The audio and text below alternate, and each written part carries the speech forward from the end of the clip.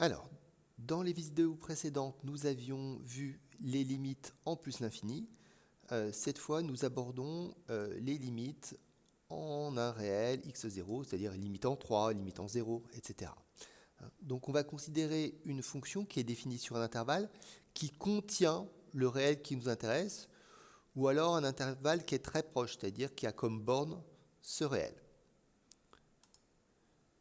Voyons des exemples. Déjà, on va s'intéresser au cas où la limite en x0 est infinie. Donc, si on considère l'illustration qui nous est proposée, les zones qui vont nous intéresser sont ici. Donc, on est bien en x0. Donc ici, ce qui nous intéresse, c'est ce qui se passe quand on s'intéresse à la limite de f de x quand x tend vers 1. Alors, on avait déjà rencontré ce cas-là. On rappelle qu'il y a deux limites différentes à donner. Une quand x tend vers 1 par valeur inférieure et une autre quand f de x, donc limite de f de x, quand x tend vers 1 mais par valeur supérieure. Alors, pour la première, ici, limite de f de x quand x tend vers 1 par valeur inférieure, donc on est bien à gauche de 1, x est plus petit que 1, et la limite est plus l'infini. Maintenant, sur l'autre limite, quand x tend vers 1, mais on est à droite de la droite, ici, x est plus grand que 1, donc la limite de f de x, on est en bas, ici, la limite de f de x est moins l'infini.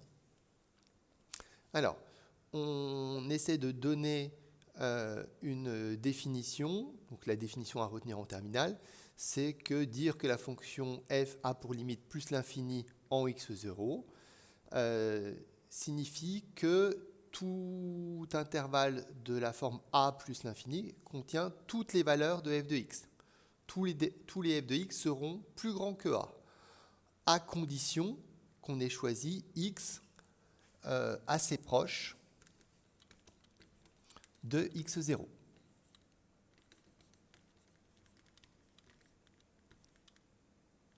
De x0. Concrètement, ici, dans notre exemple, f de x devient plus grand que 5 à partir de x égale 0,6. Mais si on veut que f de x soit plus grand que 10, bon, il faudra prendre x qui vaut au moins 0,8 ou au moins 0,9.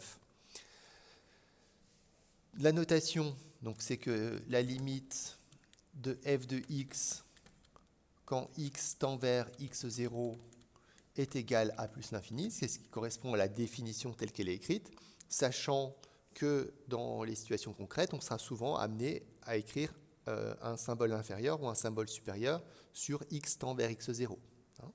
Et bien sûr, là on a donné une définition pour le cas où la limite est plus l'infini, il y en a une également quasiment identique pour le cas où la limite de f de x est moins l'infini. On signale au passage que dans ce cas-là, apparaît sur l'illustration une droite, qui est une droite verticale.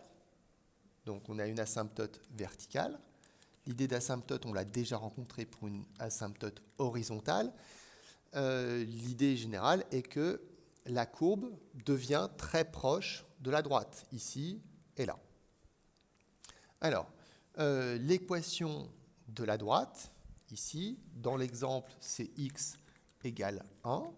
Et de manière générale, quand x tend vers x0, l'équation de la droite sera x égale x0. Donc cette droite est asymptote au graphe de f. Maintenant, on voit quelques exemples de fonctions qui ont des limites infinies en x0. Alors, il y en a très peu dans les fonctions que l'on connaît pour l'instant. D'une manière générale, ça correspond à des valeurs interdites. Donc la fonction usuelle qui a des valeurs interdites pour nous, c'est la fonction 1 sur x. Donc quand x tend vers 0, la fonction 1 sur x, vous devez connaître sa représentation graphique. donc comme ceci. Là. Et ce qui va nous intéresser, c'est ce qui se passe dans cette zone-là et dans cette zone-là. Donc, à gauche ici, quand x est plus petit que 0, la limite de 1 sur x, c'est moins l'infini. Et la limite de 1 sur x, quand x tend vers 0, mais à droite. Donc, c'est ce qui se passe à droite de l'axe des ordonnées. Donc, ici, dans cette zone, la limite de 1 sur x sera plus l'infini. Encore une fois, j'insiste vraiment sur le fait que pour bien connaître toutes ces limites, ce qui compte, c'est de connaître la représentation graphique. Si vous connaissez bien vos représentations graphiques, vous n'aurez pas de problème pour retenir les limites des fonctions. On aborde maintenant le dernier cas, donc on est toujours on considère toujours qu'on est en x0, mais on peut très bien en x0 avoir une limite finie. Alors, la définition, c'est celle qu'on a déjà rencontrée. Donc ici, dire qu'une fonction a pour limite L en x0 signifie que tout intervalle ouvert contenant L contient toutes les valeurs de f de x dès que x est suffisamment proche de x0.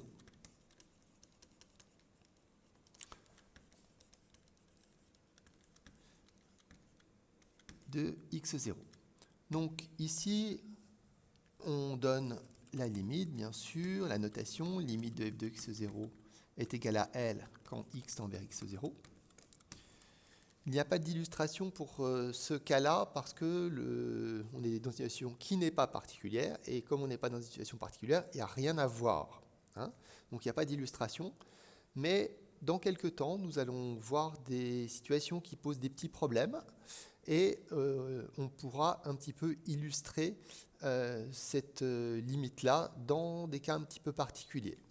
Pour l'instant, on se concentre sur ce qui va nous permettre de trouver des limites dans ce genre de cas. Et vous allez voir, c'est assez simple. On vous demande de trouver la limite de 2x carré moins 5x plus 7. Alors, x est proche de 3. Ce qui veut dire que x au carré va être proche de 9, c'est-à-dire x carré va être proche de 3 au carré. Donc, quand on veut trouver cette limite, simplement, on va se dire on est proche de 3 au carré. 2x carré, lui, va être proche de 2 fois 3 au carré, etc. X étant proche de 3, moins 5x va être proche de moins 5 fois 3. Et puis, si on rajoute 7, on se rapproche de tout ce qu'on a calculé, plus 7. Donc, 2x carré moins 5x plus 7 sera proche de 2 fois 3 au carré moins 5 fois 3 plus 7. Ce qui veut dire qu'on est simplement en train de calculer une image. Calculer une limite en x0 pour une fonction qui n'a pas de problème, ça revient à calculer une image. Dans un chapitre suivant, on évoquera ce que ça veut dire avoir un problème, ne pas avoir de problème. Hein, ce sera la notion de continuité qu'on n'a pas encore abordée. Donc pour l'instant, on voit que des fonctions type polynôme, des fonctions qui n'ont pas de problème en x0. Et donc pour calculer une image, vous avez simplement pour calculer une limite, vous avez simplement à calculer une image. Donc ici, on fait simplement le calcul. 3 au carré, donc 9 fois 2, 18, moins 15, ça doit faire 3, plus 7, ça fait 10. Donc on a trouvé la limite de 2x carré moins 5x plus 7. On s'arrête là pour cette vidéo.